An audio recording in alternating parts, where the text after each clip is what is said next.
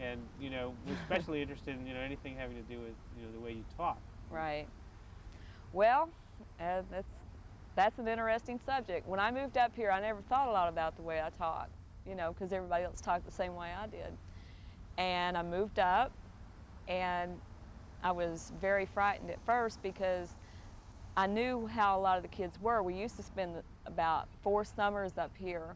My mother lived in Laughlin, and she'd bring us up during the summertime. Well, I played with the kids in the community, but the thing of it was, they all were from the hills too, or they were from surrounding areas, and they all kind of like accepted us, and there wasn't no big deal.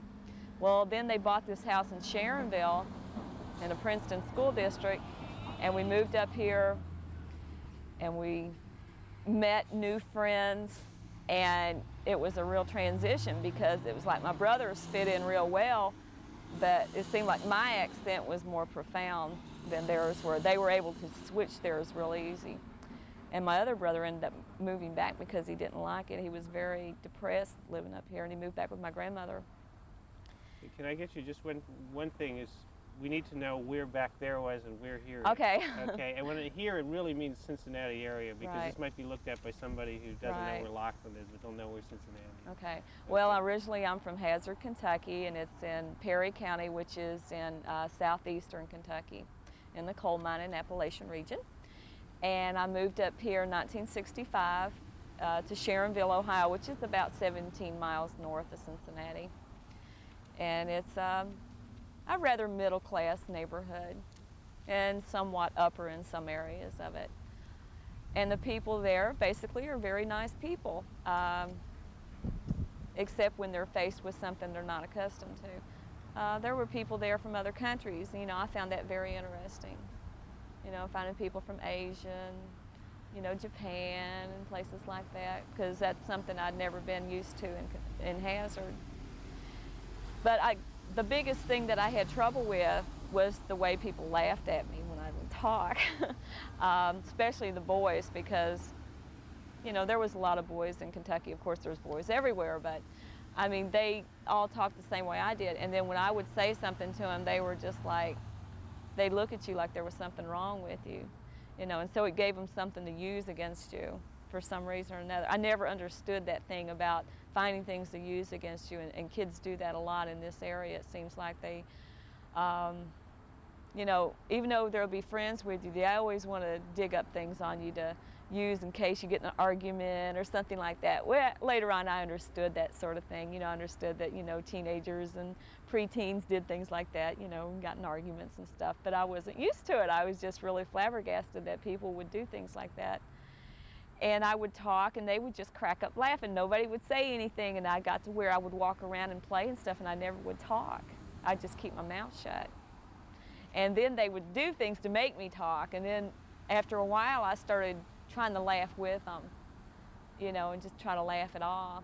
And then I started school that September in '65, and I went to Princeton, which is noted as one of the top junior and high schools in the country.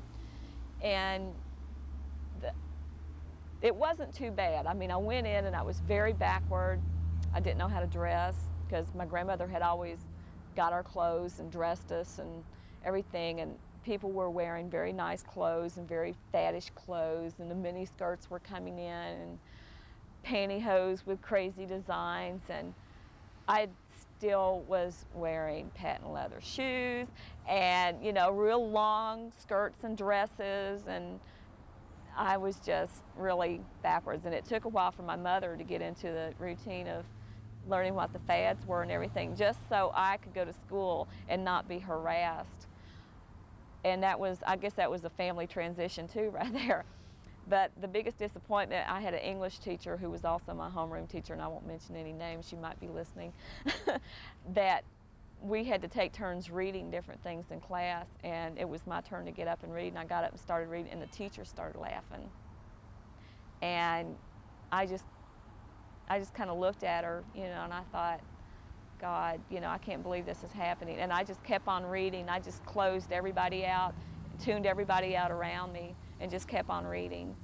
And I just said, I'm not going to worry about it. You know, because if I sit down and be quiet now, everybody's going to look at me even worse, you know. So I just went ahead, read it, and sat down and shut up, and I never said anything else. And after that, my grades continued to fall in school. I had a real bad time. So I think that was the worst time. It wised me up a lot, though. That people, you know, they didn't care about how much you knew or who you were, or what kind of person you were. It's just like they were just looking at you the way you were talking, you know, and that meant everything to them. You know, which proved to me that they didn't have a lot going for them in the first place. What do you think it meant to them? What did that symbolize? Ignorance, to some degree. Because I'd always heard the old cliches, you know, ignorant hillbillies and stupid hillbillies, and, you know, also you've got white trash and different things like that, and I never understood. You know, I never really did understand, well, especially white trash. I never understood that till I had lived up here a few years and met some. Then I understood what that meant, and I knew I wasn't one of those, so I didn't let that bother me. I just figured those were people that really never knew what they were talking about. But I think it goes back to the lackadaisical way of life, the way people not in a hurry to do things, you know, the deep drawl, because I can really bring it out. I can just, even just sitting there around talking about it, I can just let my accent go crazy, but then I can change it just like that too. But it took me years to learn how to do that. It took a long time. It took a lot of English courses, which I'd mentioned to you earlier, and I had an excellent professor, and he would tell me, he said, Toni, he says, I'm from California, he says, and I used to go to school with all Puerto Ricans and Chicanos and stuff, and he said, one of the things that I learned to do was I learned to speak the way they spoke. He says, I had a perfect English accent. He said, and now I'm an English professor, he says, but I had to teach myself, if I was going to fit in with these kids, I had to talk the way they talked. He says, and I was talking correctly, I thought. And he says, so when you say something wrong, I'm going to correct you. I don't care when you say it. And he would stop me right in the middle of class and say, what did you say? You know, and I didn't get embarrassed, even though some of the kids laughed. I didn't worry about it because I knew he was just trying to help me to get over a hurdle, you know, try to get over that hurdle of knowing that there's going to be a time in my life that I'm going to have to stand up and speak a way to a different type of audience or whatever, to just get my point across if I want them to listen to me. You know, because a lot of people, you go into different communities and a lot of people just stand around and be talking. Most people don't pay no attention to them because of the way they talk. You know, and if you talk a certain way and with a certain tone, people turn around and listen to you. So that's something I found out that was real interesting. It was very important. So what is... Okay, that's really good. Let's just... No, I was very impressionable. Up to that time? Yeah.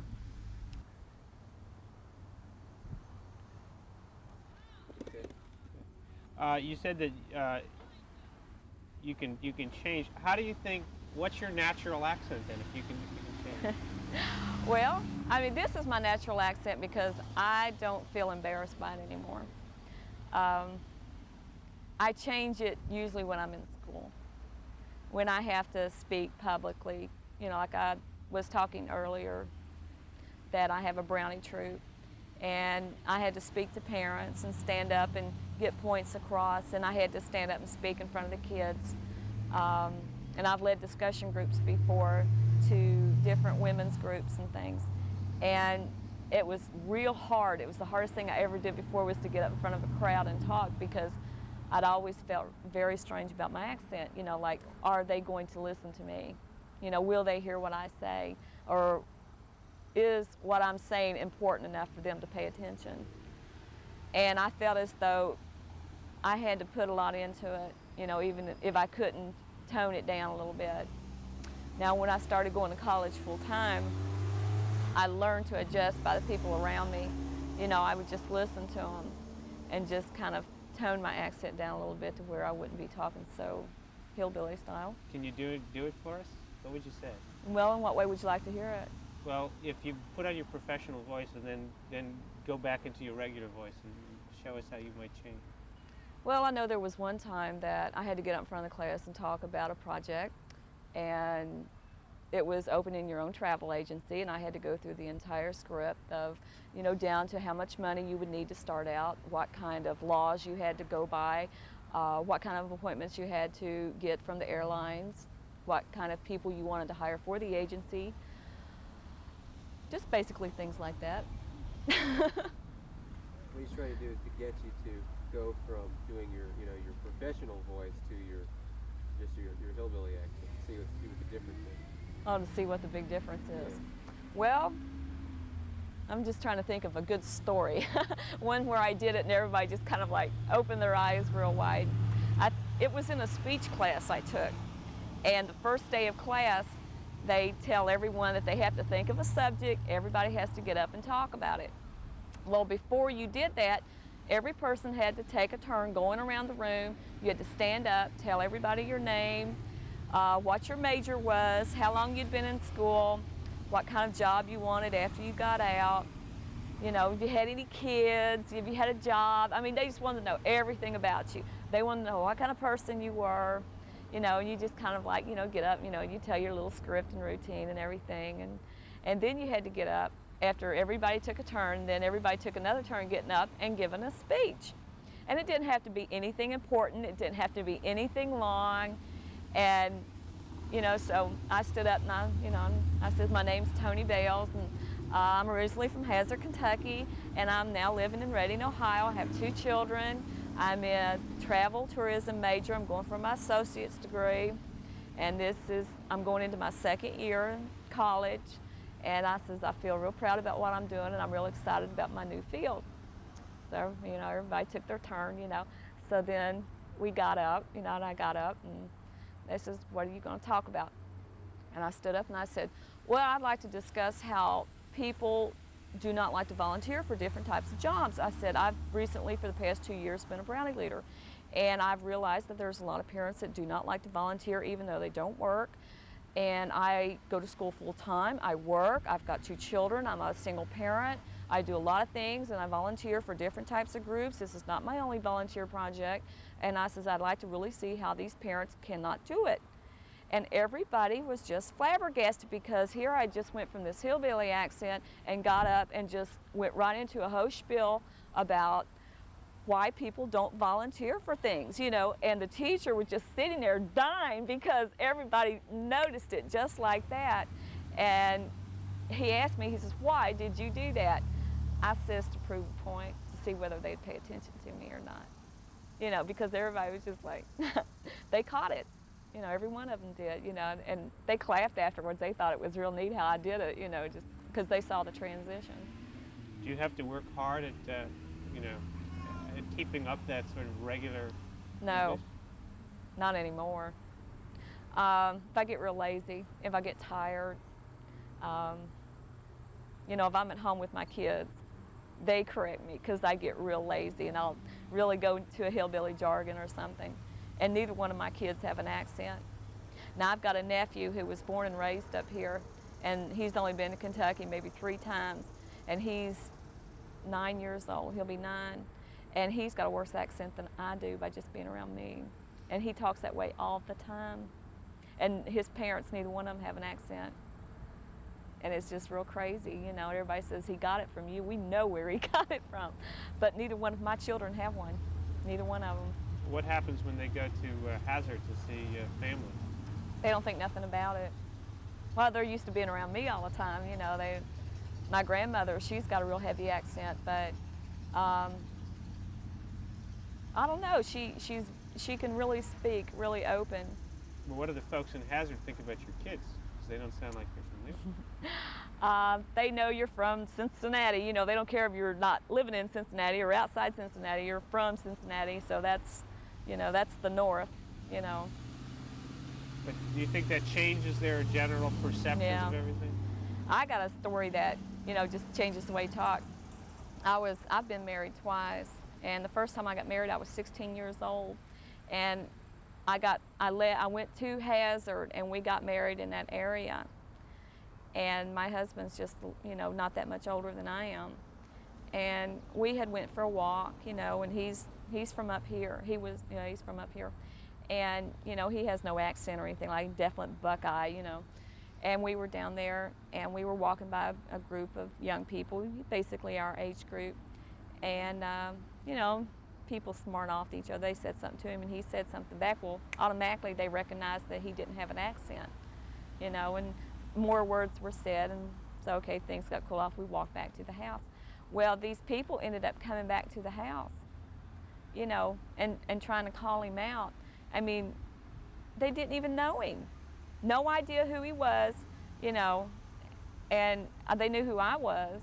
They didn't know him. But just by, I could just tell just by the reason that he wasn't talking the same way they were, that he was different, and he had no reason being there. And they understand that real well. If you're an outsider, they know it. I've even went down there with friends back during the days when everybody had long hair and everything. And I had some friends that went down with me, and they got pulled over just for identification. They wanted to know who they were and why they were there and who they were visiting.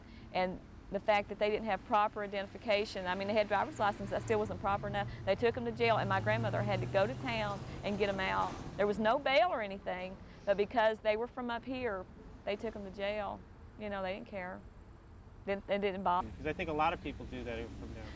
Well, if you've got roots somewhere, especially like in Hazard, you know, you still call it home.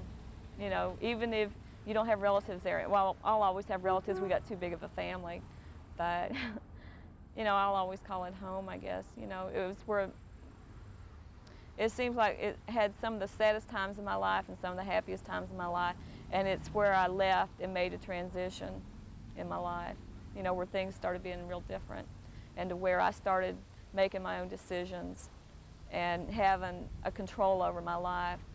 And when you go back there, it kind of reminds you of those times, you know, of when you're your own person, when you start changing.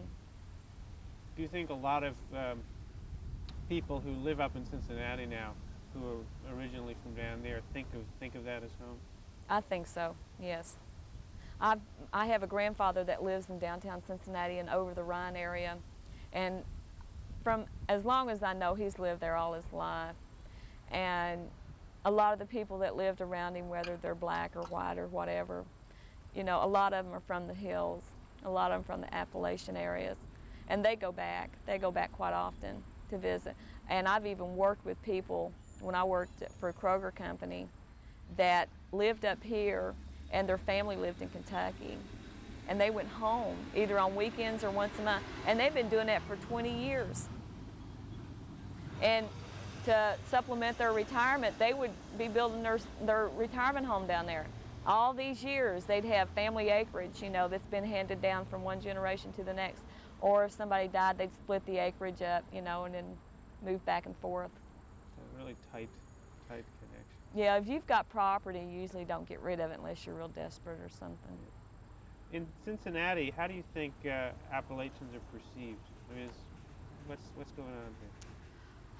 I see a large difference. I see a large contradiction, because I think you have two sides of the fence as far as the Appalachian people are concerned.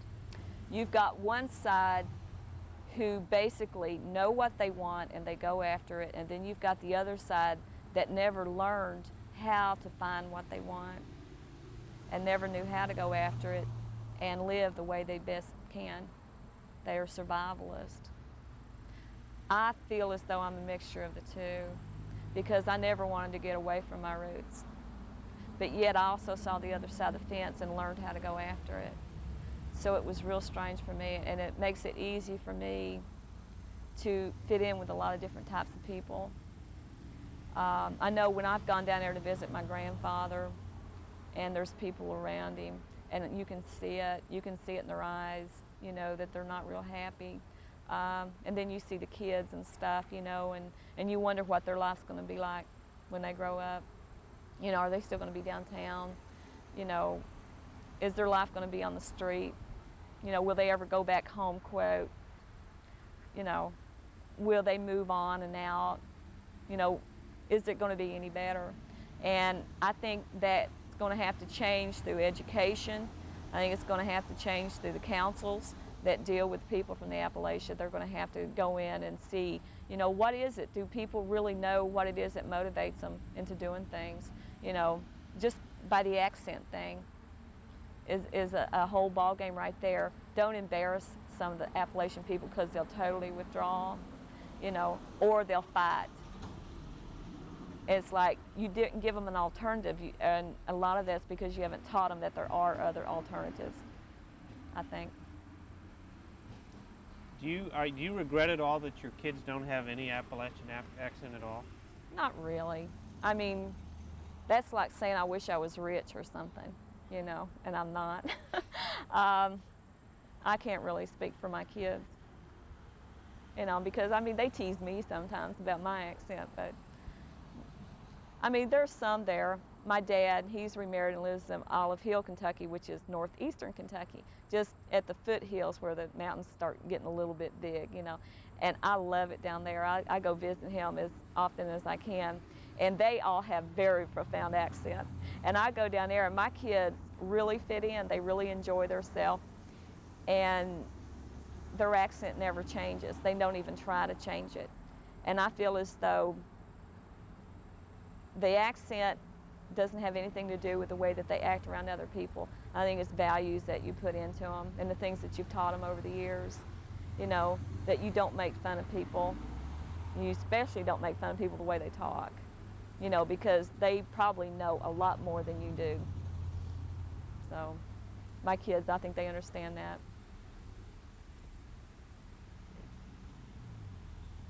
Why do you think it is that you didn't simply leave your old accent behind? What made you continue to Well, I never knew I could. I never thought of it like that, to be honest. I never had the idea that I should. It was not anything that was really in my mind to get rid of it. It was only in my mind to transform in a way that was going to make me a little bit more successful in achieving my goals, because I found out that a lot of people set goals so high they can't never reach them.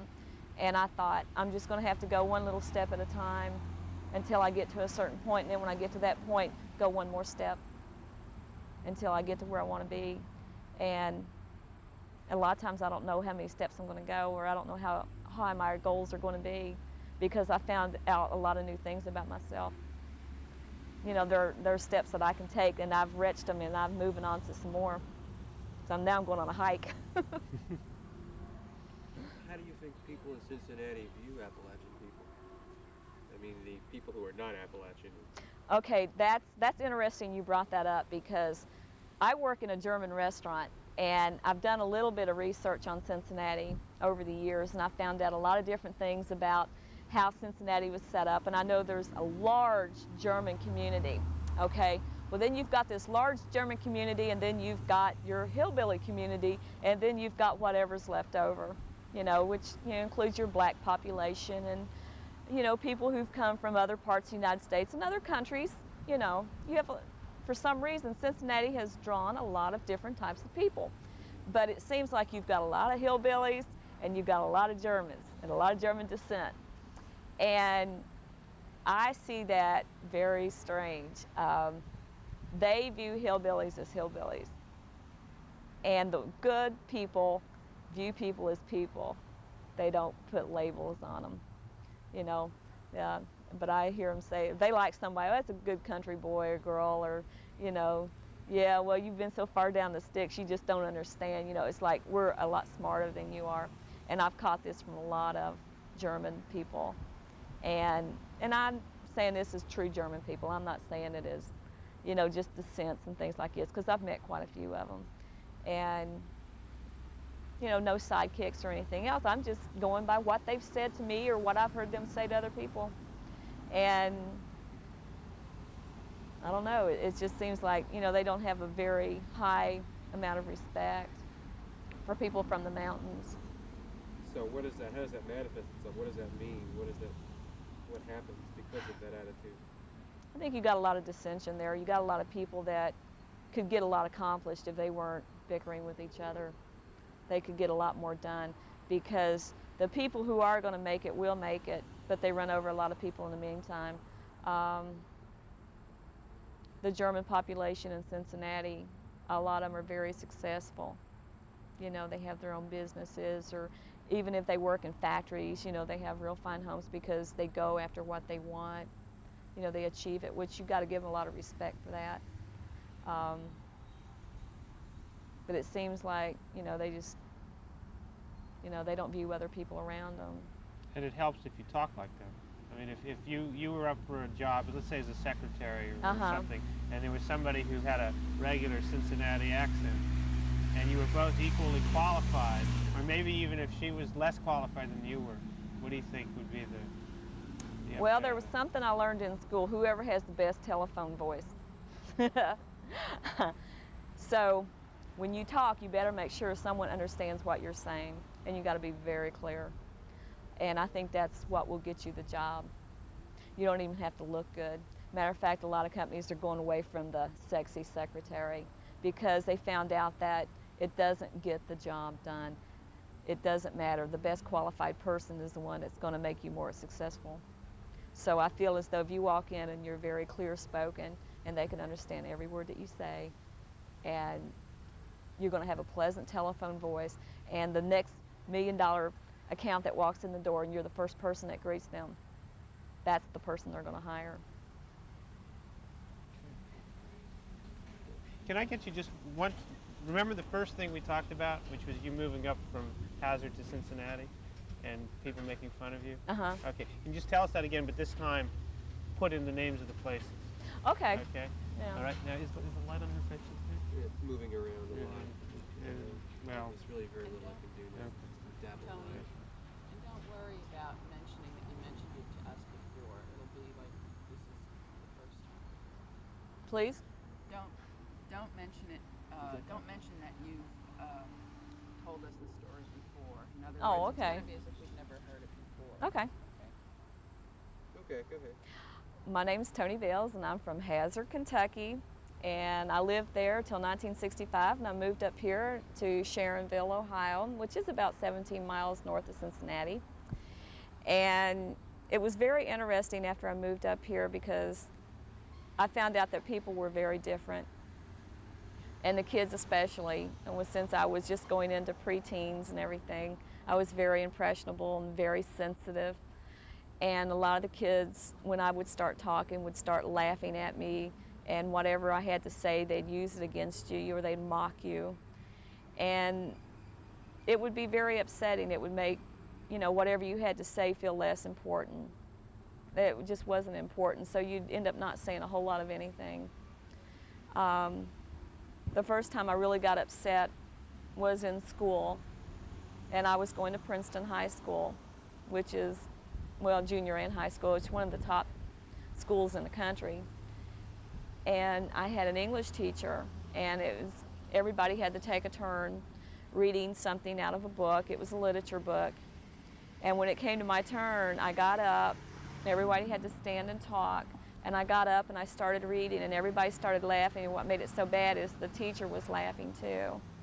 And I just kind of stood there, you know, and I thought, what am I going to do? You know, I mean, I had thought about crying, you know, but I thought if I do that, I'll have to leave the room, and then I'd have to come back in, and those all seemed like worse things. So I just kept on reading like nobody was laughing, nobody was doing anything. And when I got done, I just sit down like it had never happened. And I think, you know, they had to have been embarrassed. I know the teacher should have been embarrassed, but she never even apologized. She never even apologized for laughing at me, you know, which never left me with a lot of respect for her afterwards. And being a young person, I never really knew that much about respect except by what you'd learn value-wise. I just knew that I didn't care a lot for her after that. Okay, great.